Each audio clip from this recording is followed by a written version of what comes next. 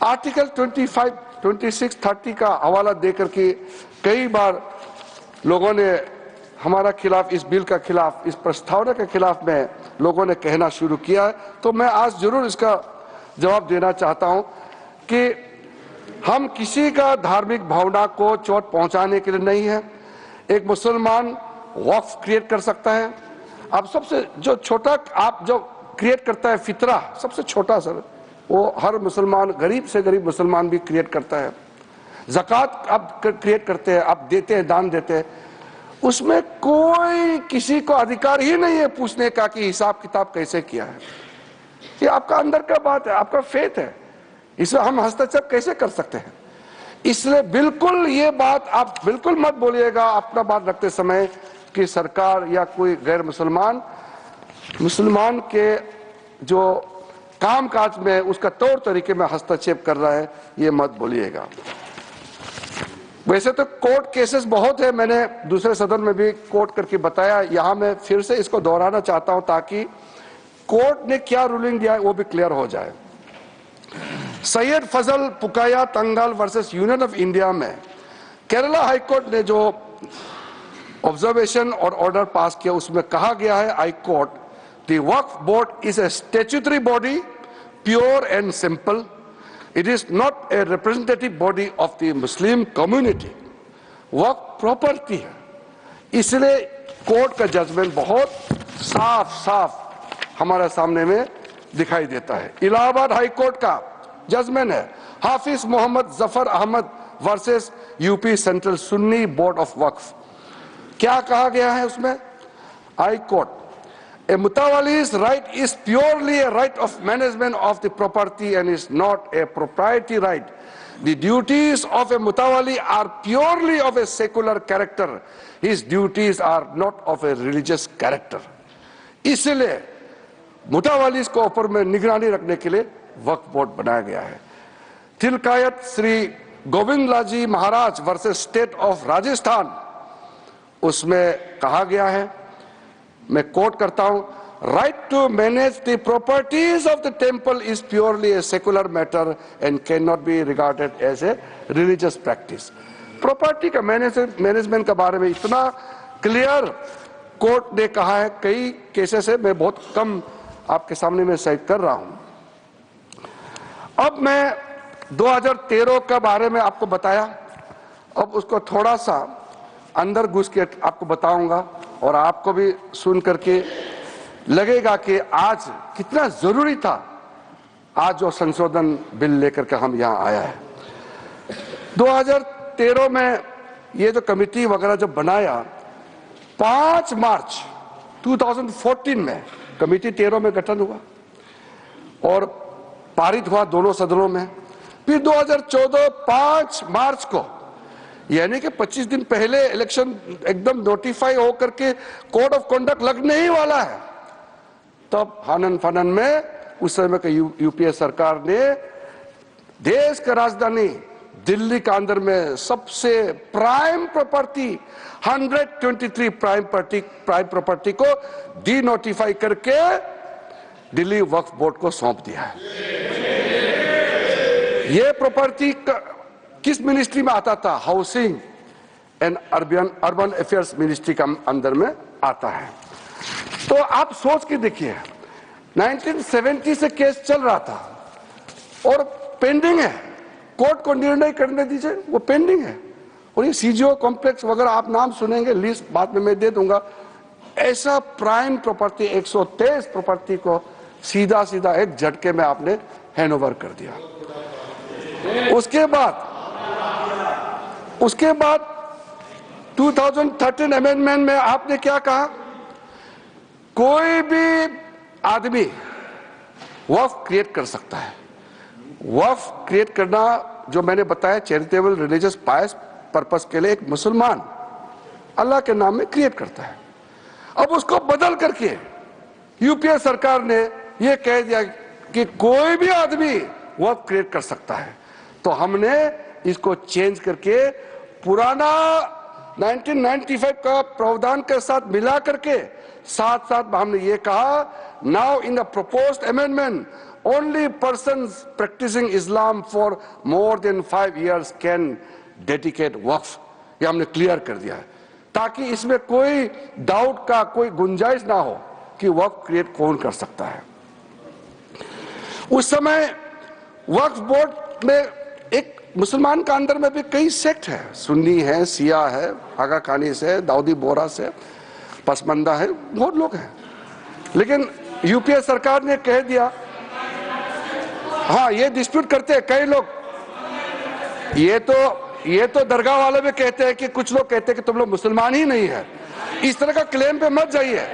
Claim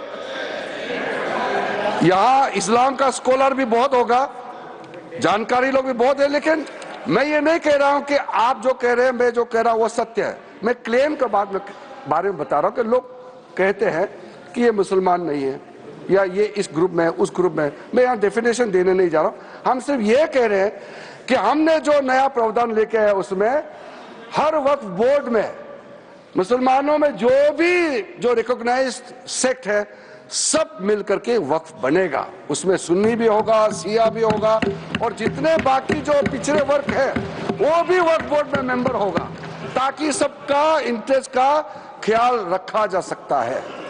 इसमें तो किसी का आपत्ति होने का कोई सवाल ही नहीं होना चाहिए। हम इतना इंक्लूसिव बना रहे हैं। उसके बाद सर, सेंट्रल वक्फ काउंसिल में जो हमने प्रावधान रखा है, ताकि आप ये अच्छा लगे कि हमने कितना आपका पुराने रिकमेंडेशन को ध्यान में रखते हुए प्रावधान रखा है। Out of 22 members in the central Waqf council, not more than 4 will be non-Muslims, including ex-officio members. In that case, the Minister of Minority Affairs. There will be 3 members of Parliament. A member of Parliament तो किसी के धर्म हो सकता है। ये नहीं कहना कि ये इस जाति का MP है इसलिए ये मेंबर नहीं हो सकता है। 3 members of Parliament, 10 members from Muslim community, 2 former judges from the Supreme Court or High Court, 1 advocate of national eminence, 4 persons of national eminence from various fields, an additional secretary or joint secretary to the government of India dealing with Waqf matter। जो ministry में concern officer है वही हो सकता है। और out of 10 Muslims 2 members minimum shall be women। 2 महिला सदस्य होना अनिवार्य है। स्टेट वक्फ बोर्ड्स में out of 11 members not more than 3 will be non-Muslims। कल किसी ने कहा कि नॉन मुस्लिम मेजोरिटी हो जाएगा, सवाल ही पैदा नहीं होता है। Not more than 3 will be non Muslims, including sir, ये अतिरिक्त नहीं है, including x official members, 1 chairperson, 1 member of parliament, 1 MLA, 4 members from Muslim community, 2 members with professional experience, 1 member from bar council, the joint secretary to the state government dealing with the Waqf matter जो संबंधित संयुक्त सचिव है। Out of 4 Muslim members 2 shall be women. ये हमने सुनिश्चित किया है। और दूसरा चेंज किया है, कितना जरूरी था, सेक्शन 108A में क्या आपने प्रावधान किया था, ये लिखा गया कि वक्फ का जो प्रावधान है, वक्फ एक्ट का जो प्रावधान है, बाकी देश में जितना कानून बनाया है उसको ऊपर में ये ओवरराइडिंग इफेक्ट होगा, ऐसा प्रावधान रखा। हमने इसको रेशनलाइज किया है। Now in the proposed amendment this provision is been omitted. This facilitates the legal harmonisation of the Waqf act with all other property laws. इस देश में बहुत सारा प्रॉपर्टी लॉज है, ताकि सब में एक समन्वय हो जाए। हार्मोनाइजेशन होना जरूरी है सर। एक कानून दूसरा कानून का सर लड़ाई के लिए नहीं बनाता है, हार्मोनाइज करना बहुत जरूरी है। कॉन्फ्लिक्ट अवॉइड करने में तो आप भी अच्छा लगेगा, इसमें कोई विरोध होने का मुझे कोई कारण नजर नहीं आता है। सर, जो आज हम बिल लेके आया है, एक आप इसको कह सकते हैं नए सवेरा, एक अच्छा सोच के साथ जब हम आए हैं तो हम बिल का नाम को भी नाम से तो आपत्ति नहीं होना चाहिए, नाम को हमने अच्छा नाम लेकर के आया है। अब ये नया बिल का नाम होगा, इस एक्ट का नाम हो जाएगा उम्मीद सर, उम्मीद नाम। अब उम्मीद से तो आपका कोई एतराज तो नहीं होना चाहिए। अब उम्मीद रखने का पीछे कारण है unified work management empowerment efficiency and development. अब सर इसमें यूनिफाइड हम कहां से शुरू किया, पूरा जो व्यवस्था है उसको हमने यूनिफाई किया है।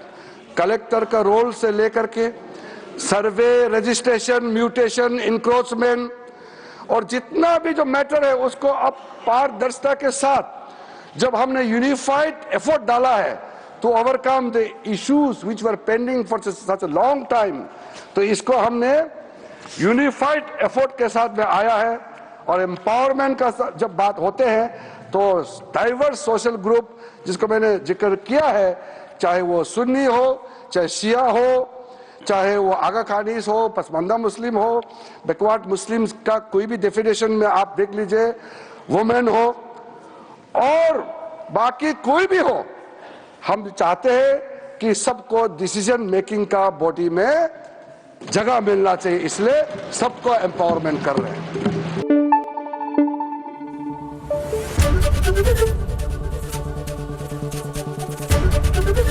एबीपी न्यूज आपको रखे आगे।